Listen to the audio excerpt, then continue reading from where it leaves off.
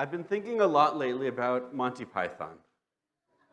And I had a meeting recently with a student studying for his bar mitzvah.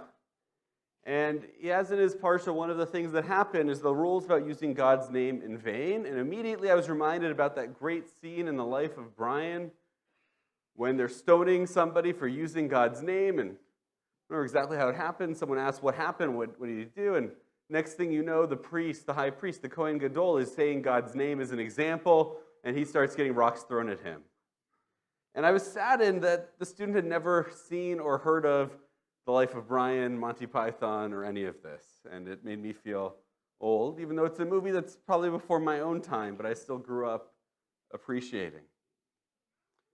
And then when I was looking at our parsha this week, I was thinking about another episode or movie from Monty Python, The Holy Grail. And for those of you who have seen it, there's this wonderful scene where King Arthur comes across the Black Knight, who stands in his way and refuses to let him pass. And the two of them get into a sword fight.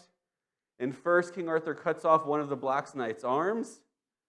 And he says, good night, sir, I bested you. Please step aside so that I can pass.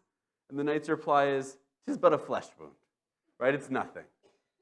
He's not really hurt, and he keeps going. So next thing you know, King Arthur cuts off one of his legs, and he's hopping around, and he's still going. It's but a flesh wound. He loses the other arm, and the knight's hopping around, just hitting him with his head, refusing to concede defeat, refusing to concede that anything at all is wrong. He's fine. And King Arthur's a coward for not wanting to fight him until finally he's there as just a stump on the ground, no arms and no legs, and still refusing to admit that he's been beat, that he's hurt. Everything's but a flesh wound. He's fine, he says. Well, it might be a good lesson on perseverance. There's another lesson that I took away from it that I think connects to our parsha. I talked about how in our parsha, all these laws of purity seem very foreign to us in the modern world. And some of them seem very cruel. And in particular for the person who's affected with sa'arat, with the skin disease, again, it's not quite leprosy, but something similar to that. And they're forced to go out into the community and shout that they are inflicted. They have to tell everybody that they are a mitzorah. They have to shout out, tameh, tameh, impure, impure. And on the one hand, we can read this as part of the rules of being in a community, is we have to warn others and worry about their health and well-being. So the person walks around and shouts, tameh, tameh, I'm impure, so others know to stay away. But there's a deeper reading of it, one that the rabbis and the Talmud have, that I think is really interesting. They tell us there's another reason the person walks around shouting, tameh, tameh, I'm impure, I'm impure. And the reason being is that so those in their community, it's not to warn them to stay away, but to let them know that this person needs help. As opposed to the Black Knight who refuses to admit that they need help, refuses to admit that they are wounded, our tradition tells us that when we have an illness, when we have an affliction, physical or spiritual, we have to walk out into the world, be brave enough to tell others, I'm in need. I need help. Because so often in life, we want to put on a face to the world that everything is fine, like the Black Knight does. Nothing hurts us. We're invincible. Nothing can wound us.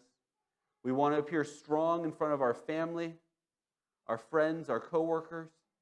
From the people we care the most about to the people we care the least about, we have a hard time being vulnerable, showing that we need something. But part of being in community is sharing our needs and being there for each other in those times of need and helping out. And it's difficult to give help when you don't know who needs it.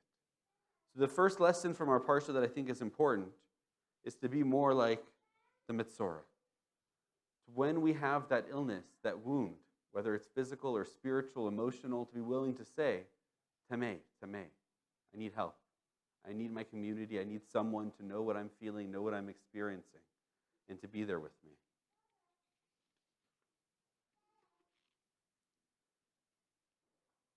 It's something that's become very difficult post-pandemic. For 2 years, we closed ourselves off and quarantined in our homes in small, tight-knit groups. And we've seen as we come out of it, Still, almost a year later, since we started this process of coming out of it, we're still going through that process of coming out of it. We have many members of our community who still don't feel comfortable coming in person, who watch our services online. And it's difficult when we don't see each other face to face sometimes to notice those who are in need. So the same way there's a responsibility on the people in our community to raise their hand and let somebody know, whether it's a friend, a family member. You can reach out to your clergy, to us here at the synagogue, if there's something that you need, and let us know that you're in need. The other part of a community is we have a responsibility to look out after each other, to look around and think to ourselves, who are the people we haven't seen in a while?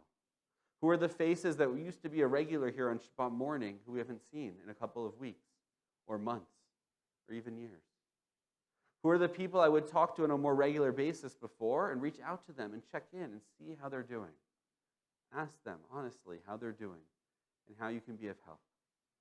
Because as we rebuild the community, it comes from each of us being willing to, one, admit when we're vulnerable, admit when we need something, and two, being there to support each other. The Metzora wasn't left on their own, excluded from the community. There were rules and there were rituals, and there was a process of bringing them back into the community. That wasn't their responsibility, but it fell on the Kohanim and the rest of the camp, the rest of the Kehillah. It was a holy duty to bring those who were outside back into the community, a duty that each of us have. So this Shabbat, my sermon is brief and it's short, but my prayer is, I think, one of the most important ones I've offered in a while. That we have the strength to share our needs with those around us. The ability to be open and to show when we are vulnerable, even if it's scary to do so. And that we also have the awareness to reach out to those in our community who need help. And the ability to be there to support them and to bring them back in. And together, we make ourselves stronger. Because together we build the Kehillah Kadosha, a holy, sacred community here at Beth Torah. Shabbat Shalom.